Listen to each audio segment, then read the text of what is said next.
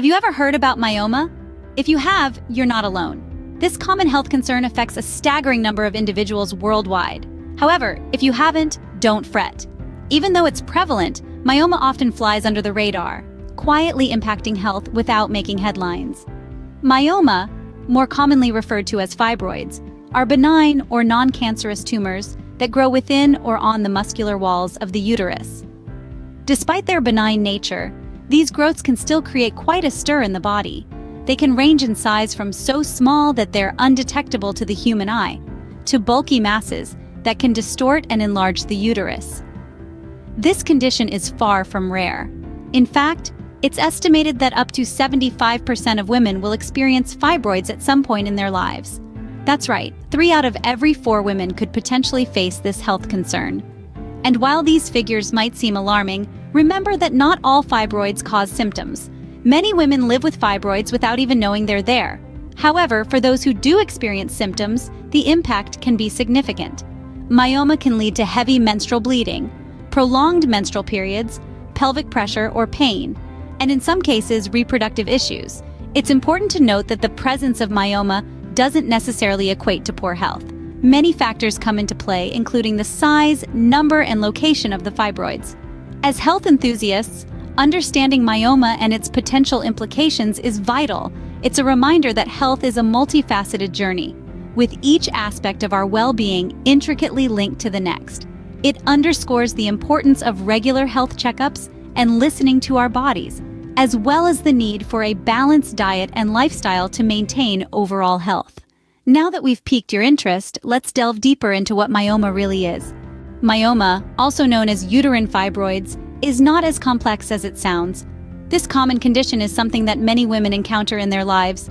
But what exactly is it? Well, myoma is a type of growth that occurs in the uterus. It's a benign tumor, meaning that it's not cancerous. It's composed of smooth muscle cells and fibrous connective tissue that develop within the wall of the uterus. One of the fascinating aspects of myoma is its size and growth. It can be as small as an apple seed or as large as a grapefruit.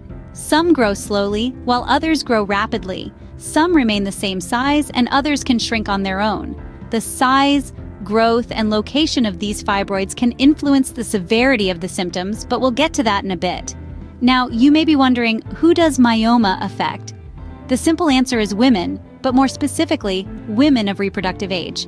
It's estimated that 3 out of every 4 women will have uterine fibroids at some point in their lives. However, most of them will never know, because these fibroids often don't cause symptoms.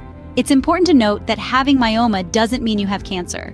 Although they are tumors, they are benign and not cancerous. They don't increase a woman's chances of developing uterine cancer, and they almost never develop into cancer. This is a crucial point as it helps to alleviate some of the fears that might come with a myoma diagnosis. Myoma can affect the normal functioning of the uterus, depending on their size and location.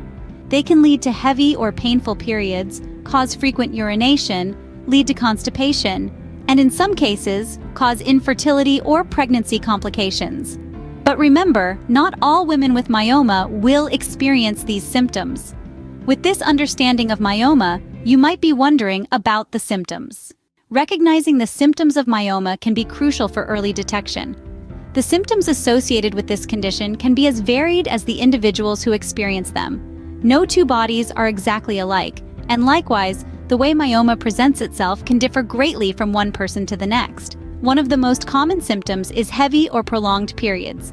Some women experience menstrual cycles that last longer than a week, or periods that are so heavy they interfere with daily activities. For others, the symptom might be menstrual pain, cramps that are far more severe than what is typically associated with the period. Not all symptoms are directly related to menstruation, though. For instance, frequent urination or a feeling of fullness in the lower abdomen can also be signs of myoma. Other symptoms may include constipation, back or leg pain, and even complications during pregnancy and labor. Sometimes myoma can exist without causing any noticeable symptoms at all. This is why regular checkups are so crucial. A healthcare provider can often detect the presence of myoma during a routine pelvic exam, even if the patient hasn't noticed any changes. However, it's important to remember that these symptoms don't automatically mean you have myoma. They can also be caused by other health issues. If you're experiencing any of these symptoms, It's vital to consult with a healthcare provider for a proper diagnosis. It's also worth noting that the size of the myoma doesn't necessarily correlate with the severity of the symptoms. Some women with large myomas have no symptoms, while others with small myomas experience severe symptoms. Each case is unique. The key takeaway here is that knowledge is power. The more we understand about our bodies and the potential signs of conditions like myoma, the better equipped we are to manage our health. So, don't ignore any changes in your body. If something doesn't feel right, always seek medical advice. Remember, knowledge is power. The more we know, the better we can manage our health. While the exact cause of myoma remains unknown, certain factors increase the risk. We're going to discuss these risk factors today. But remember, while these factors may increase risk, they don't guarantee the development of myoma. First, let's talk about age. As we age, our bodies undergo various changes, and these changes can sometimes lead to the development of myoma. Women in their late 30s to early 50s are more likely to develop this condition, with the risk tapering off after menopause. Family history also plays a significant role. If your mother or sister had myoma, your chances of developing it are higher. It's one of those things that can, unfortunately, run in the family.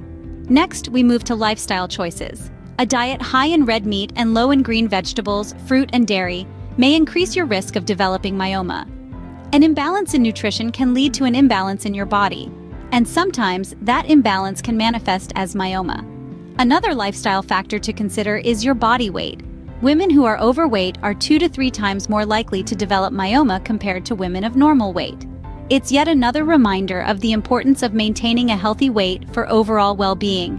Additionally, early menstruation, that is, having your first period before the age of 10, can also increase your risk. The longer your body is exposed to estrogen, the more likely you are to develop myoma. Lastly, let's talk about childbirth. Women who have never given birth have a higher chance of developing myoma, compared to women who have had at least one full-term pregnancy. Each of these factors, individually or in combination, can increase the risk of developing myoma.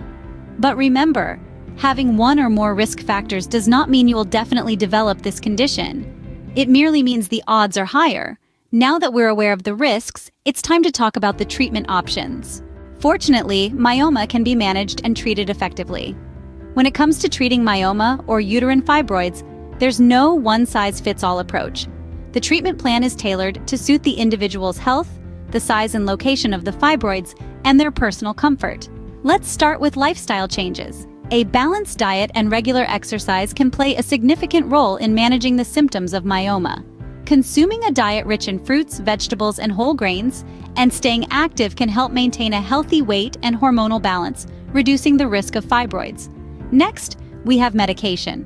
There are a variety of drugs available that can help manage the symptoms of myoma. For instance, over-the-counter pain relievers can help alleviate mild pain, while hormonal medications can help regulate the menstrual cycle and reduce heavy bleeding. However, while these drugs can provide temporary relief, they do not eliminate fibroids entirely. For those who have larger fibroids or severe symptoms, medical procedures may be necessary. Non-invasive procedures such as MRI-guided focused ultrasound surgery use sound waves to destroy fibroids. Minimally invasive procedures like uterine artery embolization involve blocking the blood supply to the fibroids, causing them to shrink. And then there's surgery.